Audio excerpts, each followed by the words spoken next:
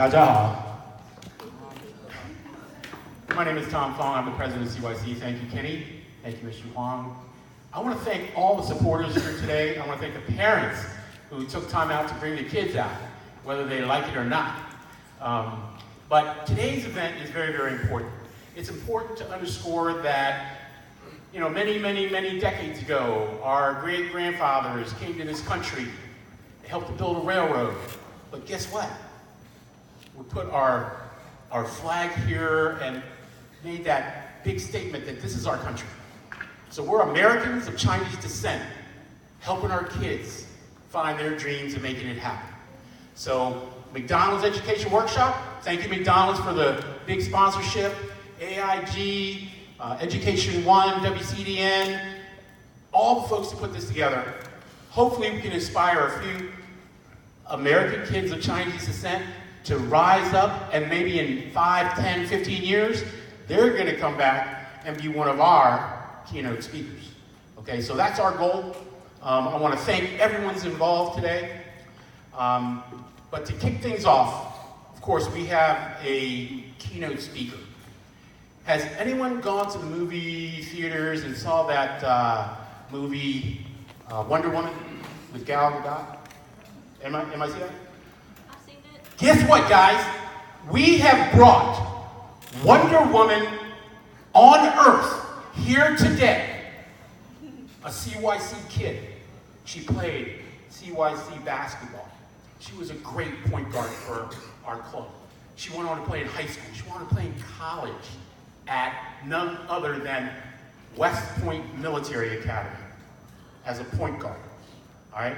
One of the very, very first American females of Chinese descent to graduate from West Point. Right after West Point, she's off to the sand in the Middle East. 2 tours of duty. 1, Iraq, and 2, Afghanistan.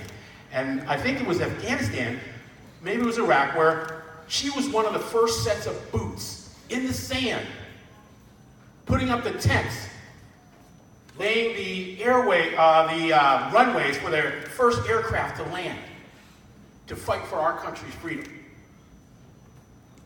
She finished those 2 tours of duty, came back to the United States, right? She had an undergraduate from West Point, but she also got a master's in engineering. And on top of that, just in case that wasn't enough, got an MBA. Once she armored up with all that education, she went out and just started killing it in the corporate world. So much so, and with all that leadership behind her, starts lecturing, going around the country, maybe even around the world, I believe, lecturing on leadership. How to take people to places they didn't know they could go. That's what leadership's about. All right? On top of that, just in case that wasn't enough, this woman, got married to another career military guy. Had 4 sons. Okay, so if you want to meet Wonder Woman on Earth here today, you're lucky, because today I'm here to introduce our keynote speaker. Put your hands together for Mrs. Alicia Chin Greer.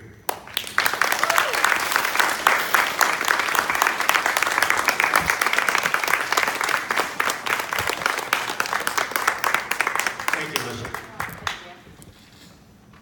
Wow, I hope I can live up to that enormous introduction here. Can I just grab that, because I'm going to need it. Thank you. All right, somebody's got to, there we go, perfect. Okay, can everybody see the screen? Okay, because I don't like to read my slides. I like for you guys to read them, and I just like to talk about them.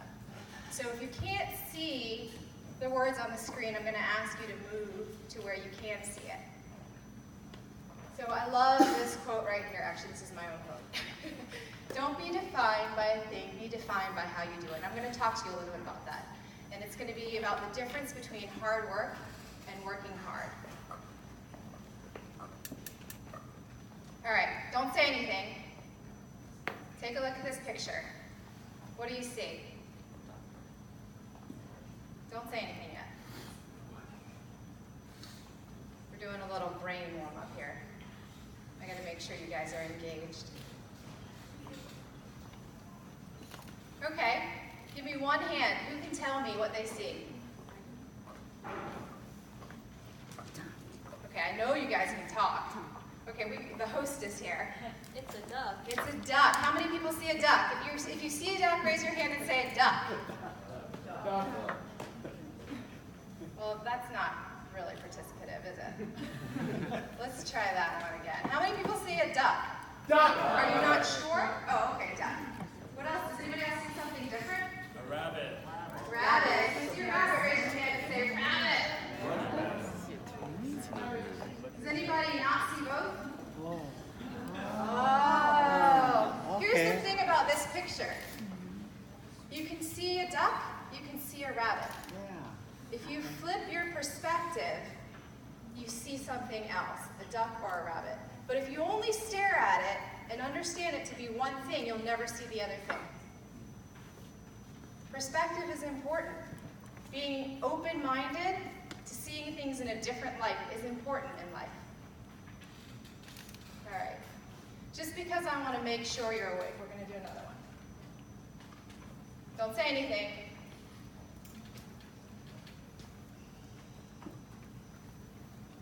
I see a lot of squinting. I see a lot of maybe if I turn my head this way, I can see what that is. Does anybody see? If you think you see something, raise your hand.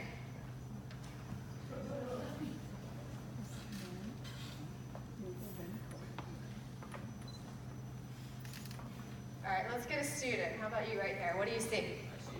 I see a cowboy. A cowboy. Who sees a cowboy? Wow, this one's a little bit tougher. Yeah, cowboy, I know. It looks like an alien, right? So if you look at it, here's his eye, here's his nose, here's a mouth, here's his hat. You see that? He's like half in the shadow. Kind of see it now? Again, flip your perspective. Try to look at things in a different way. Open your mind, and you'll see a whole bunch of new stuff. You'll learn a whole bunch of new stuff. Amazing what you can do when you keep an open mind. All right, time to get into the nitty-gritty. Are you team red or are you team blue? Take a look at these quotations and read them. Which ones resonate with you? Which ones do you read and say, yeah, that's absolutely true. That's the way to be.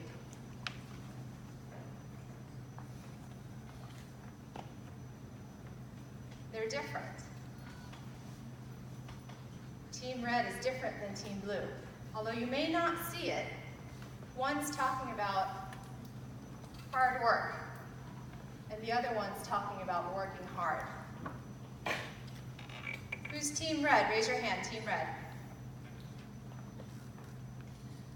Who's team blue? Raise your hand, team blue. Okay, that is not nearly everybody in this room. Do we need to stand up? Everybody stand up. See, the thing about this, and the thing about thinking about stuff, is that you can't just, I'm not going to let you just sit there and do nothing. Because you won't get my message. Okay? You have to participate. Or I'm going to call on you. I know you can all talk.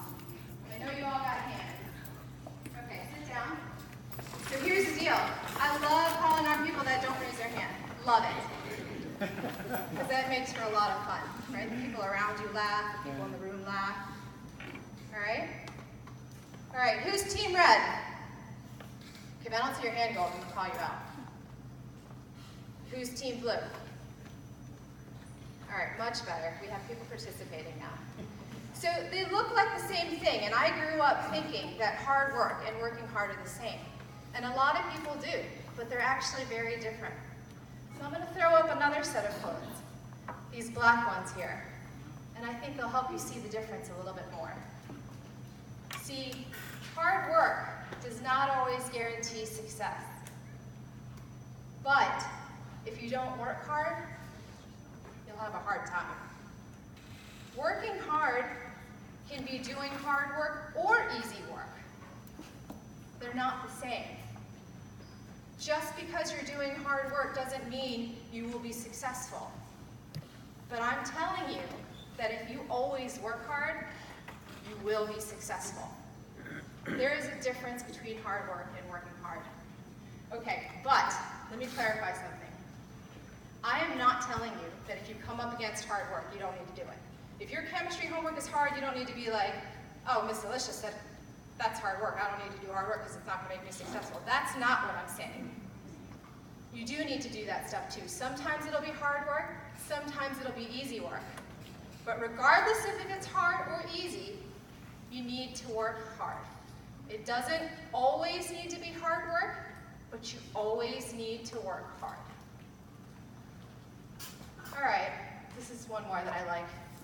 Hard work is often easy work that you do not do at the proper time. Just food for thought.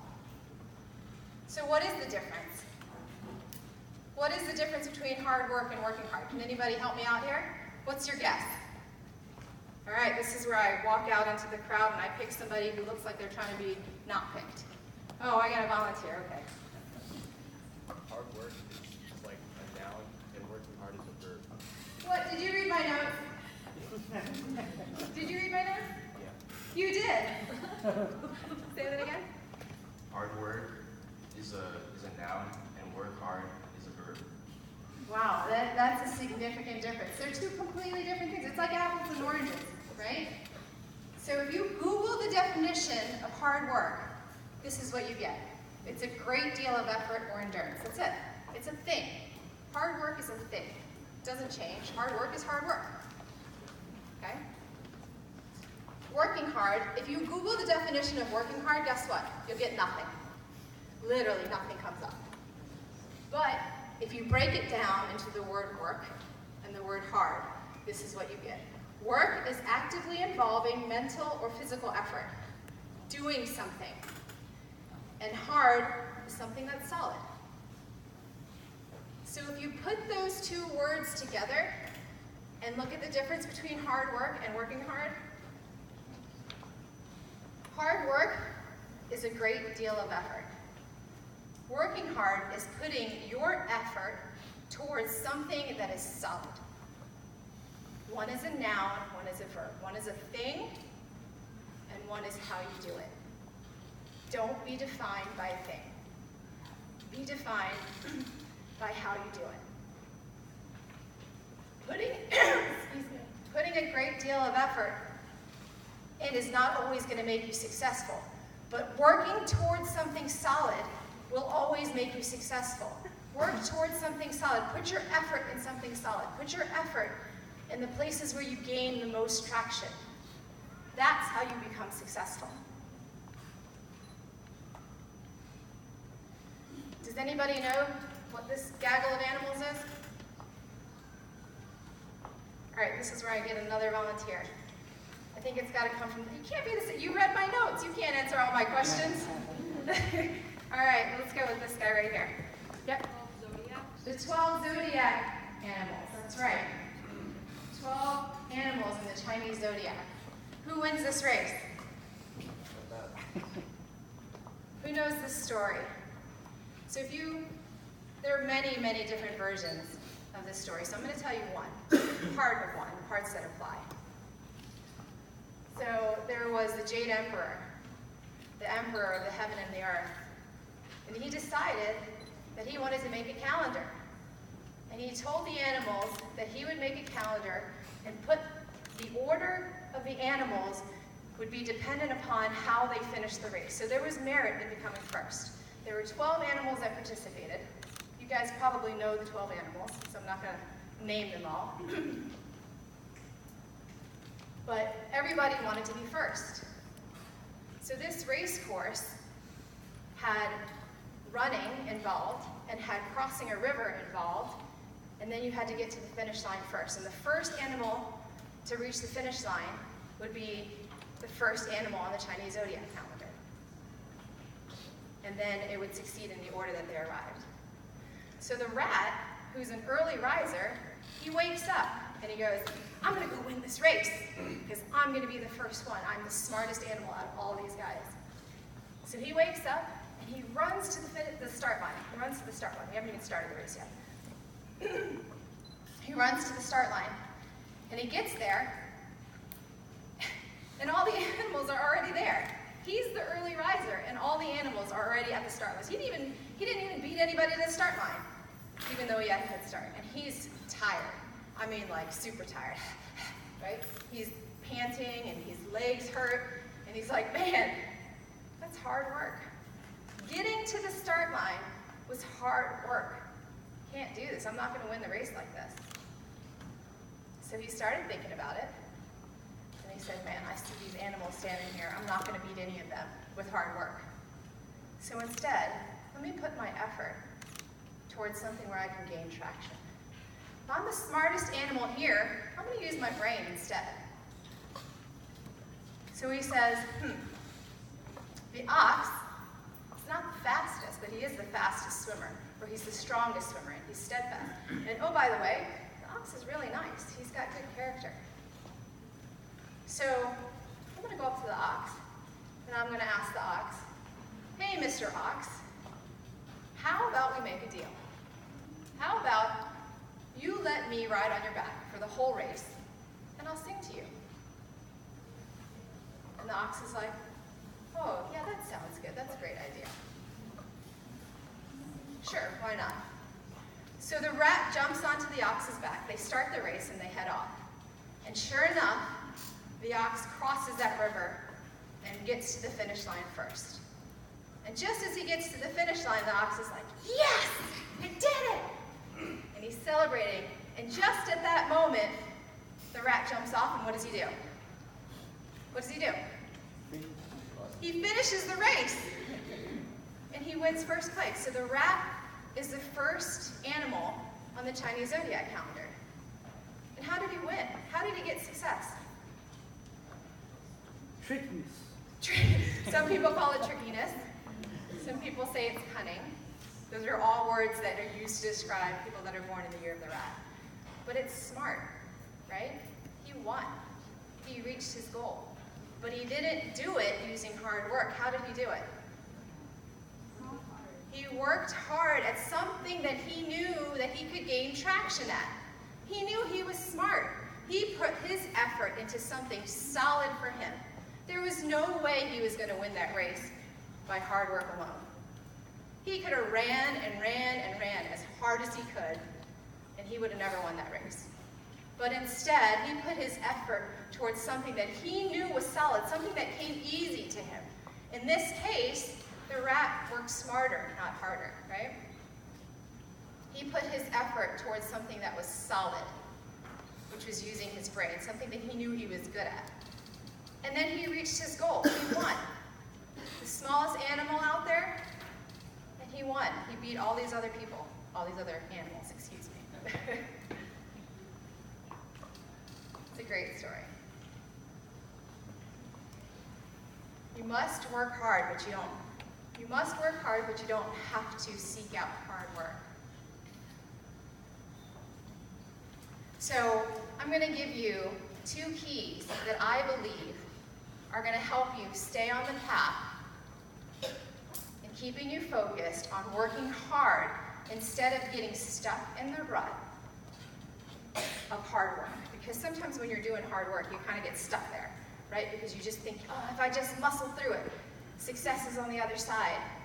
So I'm going to give you 2 keys that are going to help you stay focused on working hard and not getting stuck in the rut of hard work. The first one is you got to get your arse in gear. Arse, I did say arse. You got to get your arse in gear. And once it is in gear, you need to keep it in gear. Keep it in check. What is arse? A-R-S, not A-S-S, A-R-S. A stands for attitude. Your attitude is important. You can't always control your circumstances, but you can always control how you react to them. Attitude is important here. When you get stuck in a rut, you can get frustrated. And if you get frustrated, just like those pictures that we looked at in the beginning, you're only going to see one thing. You're going to focus in on just getting that one thing done. Hard work. You got to flip your attitude. Take a break. You can't control your circumstances, but you can control how you react to them. Control your attitude, and a whole world will open up. Attitude is important. Respect is paramount. It matters how you do things. Stand up straight. Shake hands. Say please. Say thank you. Open doors for people. Give up your seat for people. It matters how you do things in life. Respect is paramount. And smile. Don't forget to enjoy yourself. You can control when you smile. Those are your muscles. Make yourself smile, even when you don't feel like it. Right? And smiling will often control your attitude. It's really hard to stay mad if you force yourself to smile. See, when I say smile, I look around the room and I see everybody go. It just happens. Smiling is contagious. Don't wait for somebody else to make you smile. Make yourself smile, okay? You control that. Don't forget to have fun along your way. So if your arse isn't in gear right now, get it in gear, please. All right? And if it already is, then just keep it in check. Keep it in gear. The second key, so get your arse in gear is 1. The second key is what I call triple threat. Who knows what triple threat is? Does anybody play basketball out here? What? He's the only one? Okay. What? There's got to be more basketball players out here. Any more basketball players? All right. You haven't spoken yet, right? What's triple threat? I saw you raise your hand. Oh, no, she's going to call on me. What's triple threat? Stand up. You can show us if you want. Don't be embarrassed. Half these people don't play basketball, so you don't need to be embarrassed. What's triple threat? Basically, you hold the ball so you're ready to pass. You're ready to pass, dribble, or shoot. Oh, very good. Very good. Although your stance can use a little work. The definition was right. Okay, thank you. Yes, triple threat. Yeah, give him a hand. Triple threat in basketball is when you're in a position, you put yourself in a position where you can pass, dribble, or shoot. You can do anything from that position. You're ready. Triple threat is the ready position. So the triple threat of life, 3 Ps. That's why I call it the triple threat. 3 Ps. Persevere. You must persevere. You must find a way to continue to gain traction. Regardless of your circumstance, you have to continue to gain traction. Don't be blocked by an obstacle. Don't be stuck in a rut where you're no longer gaining traction. Perseverance doesn't mean keep hammering away at the same thing. Perseverance means be relentless in your quest to gain traction. Always be moving forward in your development, always. Second P, pliable. What does pliable mean? We don't use that word very often. People usually associate the word pliable with leather. To be pliable means to be flexible. You can't control your circumstances. Be flexible, be pliable. You have to mold to your surroundings. Leather doesn't crack under pressure. It doesn't crack based on its surroundings. It's moldable. Be pliable. And then the last one, be prepared. And I'm not talking about being prepared in one area. I'm talking about breadth versus depth. Have a grand breadth in life. Okay? I'm talking about having 100 tools in your toolbox, not having 100 versions of the same tool. Some people become experts in one area, and that's fine, but I'm telling you that I think you need to be prepared by having 100 different tools in your toolbox, not just 100 of the same type of tool. Okay? So keep these things in mind. I'm going to talk to you a little bit about myself and how these things apply. 2 keys. Get your arse in gear or triple threat. Who's more like water and who's more like fire? I am using these to describe personalities now. Are you more like water or are you more like fire? Take a minute to think. All right, I'm going to ask for you to stand up this time. Who's more like water in your personality? You identify with water. Pretty good. Who's more like, you can sit down, thank you. Who's more like fire? Stand up if you're a fire personality. Pretty even, a little more fires than waters here. Thank you, sit down. I was born like fire. My parents are sitting back there, they probably can attest to that. I was born like fire, man. Anything in my way, burn it down. How does water deal with obstacles? Kind of flows around, gets around the obstacles, right? Gets around the obstacle. Goes with the flow. Goes with the flow. The path of water is dictated by its surroundings. There's something, an obstacle in its way, it goes around it. There's nothing wrong with that. It's another way to get around an obstacle. How does fire deal with obstacles? Burns it down. Burn, baby, burn. That was me. Nothing was going to stand in my way if I wanted something. Nothing. I was going to burn it down. So when I was about 10, and I was a little CYC girl, like Tom told you, I decided I want to be a professional basketball player. That is what I'm going to do. I'm going to do everything it takes to play in the NBA. Possible, right? What? Possible? Yes. Okay. I wanted to play in the NBA. There was no WNBA back then. I guess I'm that old. There was no WNBA. I wanted to play in the NBA, and I was going to do everything I needed to do to get there. So I would spend countless nights dribbling the basketball in my basement. I was pretty regimented about it. My parents can attest to this. This is all a true story. I would sit in front of the TV with a basketball in my hand, and I'd toss it up in the air working on my shooting form. We were trying to play Dr. Mario on Super Nintendo, and I was sitting there waiting my turn, throwing the ball up in the air working on my shooting form. My mom's shedding a tear back there. She realizes that my dreams were not realized. I didn't become an NBA basketball player. I used to go to the gym on the weekends and hang out. And I used to just wait for a team to be short a player so that I could jump in and play with them. My dad used to take me. He knows.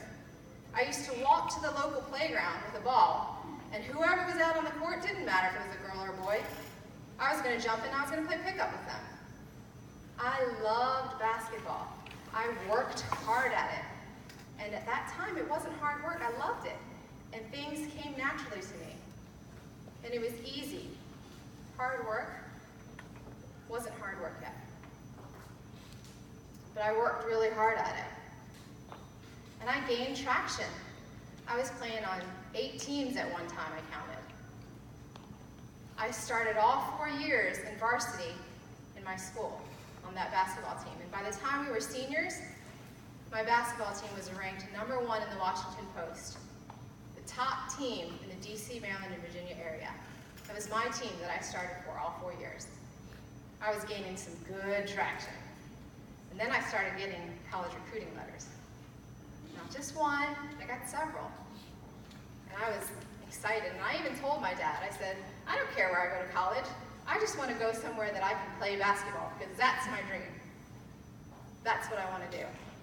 And I had good traction. Ultimately, I decided that I was going to go to West Point to play basketball. And I did. I played basketball at West Point. And it was fun for a little while. Because at some point in time, basketball became hard work. And that's not a bad thing. Remember, we don't shy away from hard work. We still work hard at hard work. Basketball at West Point was 3-hour practices every day. When my friends were coming back from their classes and hanging out with each other, I was headed on a bus to the gym. And I would practice for 3 hours, sometimes 4 hours, straight up until dinner, then get my dinner in a box, go back to my room, and then start working on my homework until I fell asleep. 4 hours of practice. Sometimes we had two-a-days where we would wake up early in the morning. Before classes started, we would go to the gym and we would work out for 2 hours. back, have breakfast, go to class. After class was done, go back to the gym and have another practice for 2 to 3 hours. Basketball was my life. And it was hard work. We even gave up our Christmas breaks. I would fly home or drive home for Christmas Day. Christmas Day. Turn around the next day and go back to the gym. Back up at West Point. Back for practice. Back for our Christmas tournament. I was living and breathing basketball, but this is what I wanted. This was my dream. But I started to deteriorate inside. I wasn't having fun anymore. My academics, they were suffering a little. My friendships, all I knew was my basketball team. This became hard work. And I worked hard at it, but guess what? There were other people working hard too. Matter of fact, there was another girl who played the same position I did, and she was taller, she was faster. And it didn't matter how hard I worked. She was always taller. See, I stopped growing when I was like 10. She was always taller. Every day I went in there, she was always taller. She was always faster. She was working just as hard as I was. She was good. So guess what? I stopped gaining traction. That was a hard, hard realization for me. I stopped gaining traction. That was my dream. Working hard, but I stopped gaining traction. Working hard at hard work, no more traction. My playing time started to get smaller and smaller and smaller. And I had to do some deep reflection at that time. I had gone to West Point to play basketball. And guess what I wasn't doing? Playing basketball. So man, I was like, man, maybe I should leave West Point. I had an application to another college in my desk, and I would call my dad and I would talk to him about it. I wanted to leave. So I took a deep breath, I thought about it, and I said, you know what? Time to get your arse in gear. This isn't working out. Change your attitude, Alicia. Change it.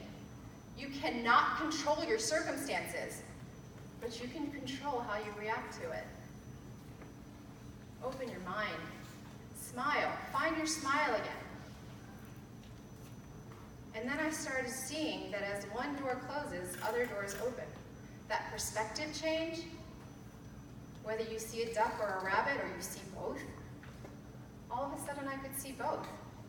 I could still play basketball, not on the team, but I could play with my friends and enjoy it again, but I could open other doors. So I decided, with a heavy heart, that I decided to stop playing basketball, but stay at West Point. I gave up on my dream. I'm not going to cry because I had other dreams. I didn't just focus on the duck, I saw the rabbit. I'm going after the rabbit now. When you stop gaining traction, that hard work is no longer worth it. You work hard in another direction. My fire wasn't hot enough. I could not burn down that obstacle.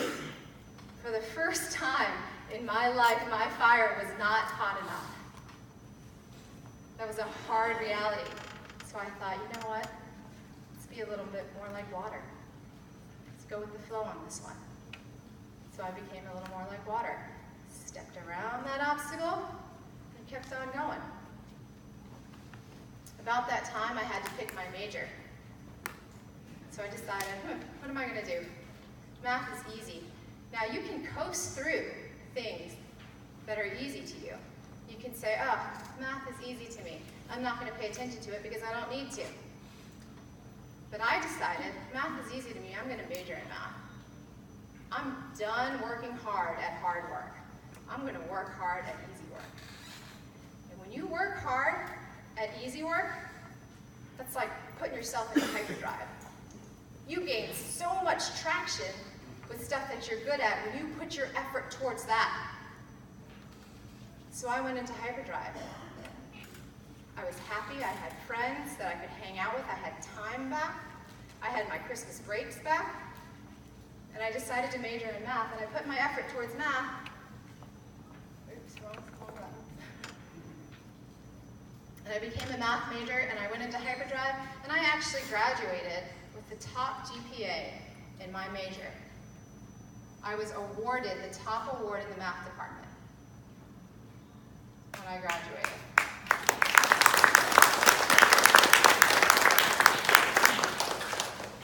That is hyperdrive right there. That's hyperdrive. When you put working hard towards something that you can gain traction towards, that's hyperdrive. Now you're really making leaps and bounds towards success. People ask me all the time, wow, you went to West Point. How did you graduate from West Point? How did you make it all the way through? And my answer is always the same. Get your arse in gear, and you stay in triple threat. I persevered. I made sure, it was a lesson I had to learn, but I made sure that regardless of what I was doing, I was gaining traction. And when I stopped gaining traction, it was time to shift and persevere to make sure that I was always diligent, I was relentless in gaining traction. I worked hard at gaining traction. Whether it was hard work or easy work, I worked hard at it.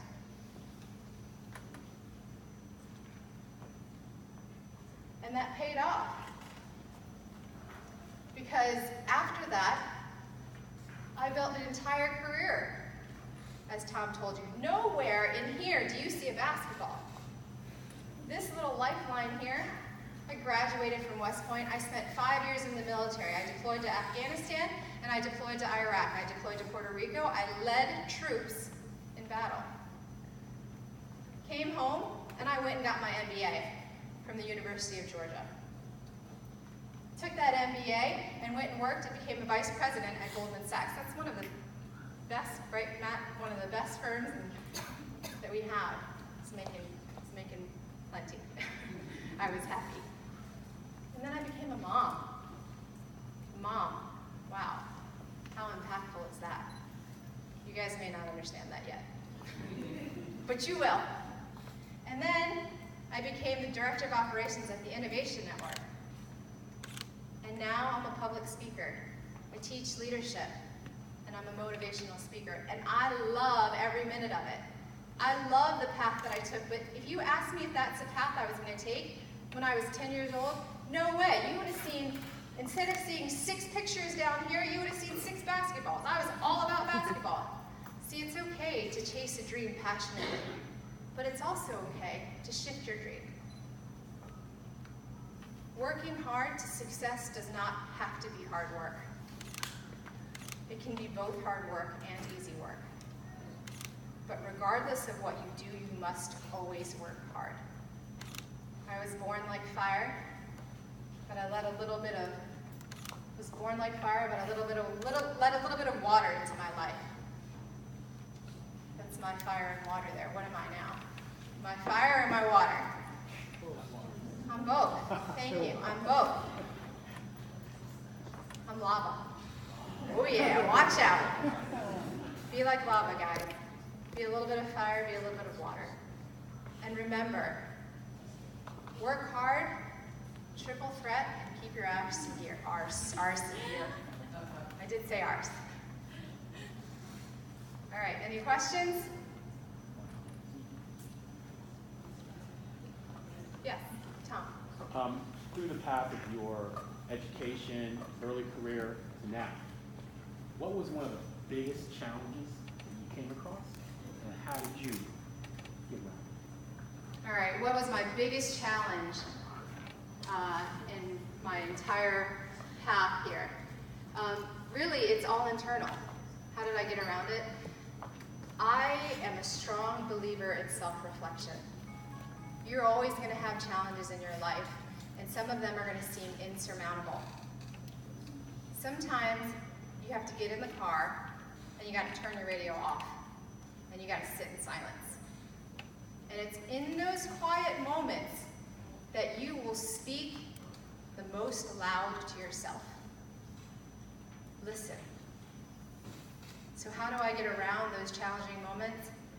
When I had to give up my dream, or when I had to get enough courage to walk onto a plane and lead troops into battle? Take a breath. Listen to yourself. Understand what it is that you really want and how you're going to get through the next step. I mean, you just got to self-reflect. Take time. The answer always lies within you, but you just have to take the time to listen to yourself. Does that answer your question? Yes, Kenny. I have a question. So I'm sure there are people that influence you in making your decisions. So you talk a lot about self-reflection. How important is your network of people and the people that you interact influence your decisions? It's amazing. You're not an island. No man is an island, right? How important is your network? That's what Kenny asked. It's unbelievable. I told you all along the way, I was calling home and talking to my dad. Talked to my mom, she gave me moral support. But I talked to my dad, he'd give me advice. But you know, the funny thing is, a lot of times when my dad gave me advice, he didn't tell me what to do. He would say like, well, what do you want to do? So he put it back on me. But it's those times of reflection, it's those times when you don't know where you are, you're lost sometimes in your own thoughts. You do have to reach out to people around you. Your network is extremely important in trying to discover yourself. You lean on yourself a lot, but no man is an island. You got to lean on your network also, right? Networks help you in so many different ways. Today at this workshop, take the opportunity to grow your network because you never know, right? That toolbox. You want to have 100 tools in your toolbox, not just 100 versions of the same tool. Your network helps you get those tools. It helps you, your network will help you get tools that you didn't even know you needed, and you don't know when you're going to need them. Network is really important in helping you get through life.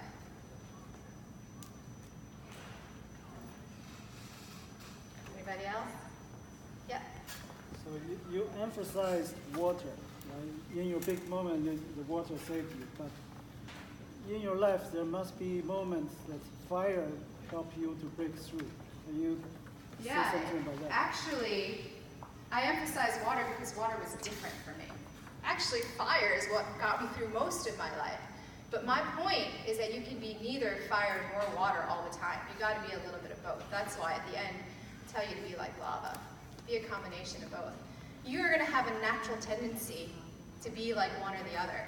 When you come up against conflict, when you come up against problems or issues, hard stuff, obstacles, you're going to have a natural tendency on how you get around that. You're either going to want to burn through it because that's your personality, or you're going to sidestep it because that's your personality. But what I'm telling you is that you're going to need a little bit of both. There's some times when there's going to be a dam in front of you if you're water, and you can't get around it. And you might need to turn on that fire so you can burn that dam down and get around, or get through.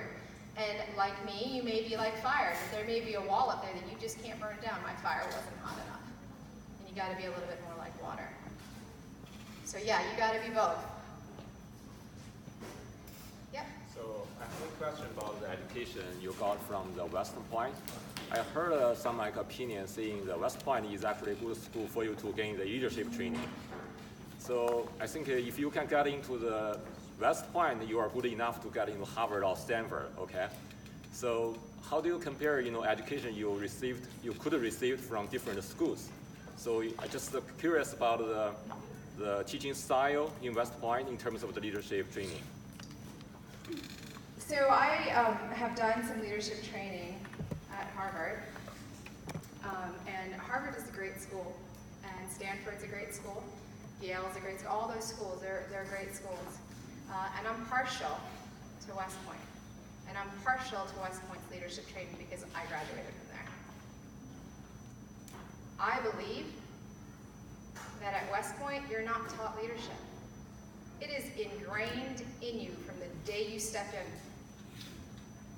You're not taught leadership only. You are made to become a leader. You're already leading people when you're at West Point. The structure that West Point has incorporated in its curriculum forces you during the summers and during the academic year to be a leader. You're in charge of people already. The first year that you're there, you learn followership, which is, by the way, a crucial trait to becoming a good leader. You have to learn how to be a good follower.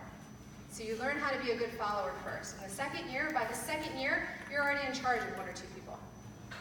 The third year, you're in charge of maybe 5, 10, throughout the academic year. And then by the time you're a senior, you may have 100 people that you're in charge of. You may have 10, you may have 100. It depends on what position you're in. But when you graduate, you put right into the Army. And then when I went to my first unit, I was in charge of 30 people right away. Responsible. Not responsible for just their development, responsible for their lives. That's a big responsibility. So how does it differ? I think that all of those schools are great, and you get great leaders out of those schools. And they all teach leadership, but I think at West Point, they don't just teach it. They make you do it. You are a leader there. You're not learning about leadership. Well, you are learning about leadership, but you also are becoming a leader.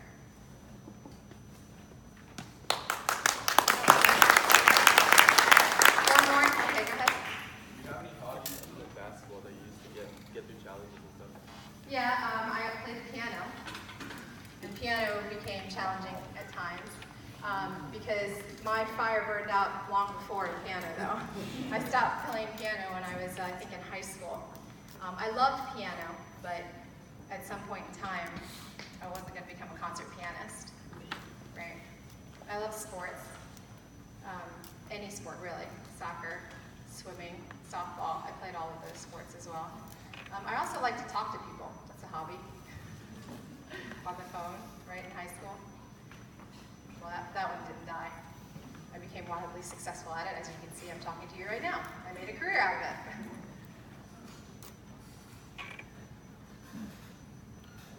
Anybody else? Okay, thank you so much for your time.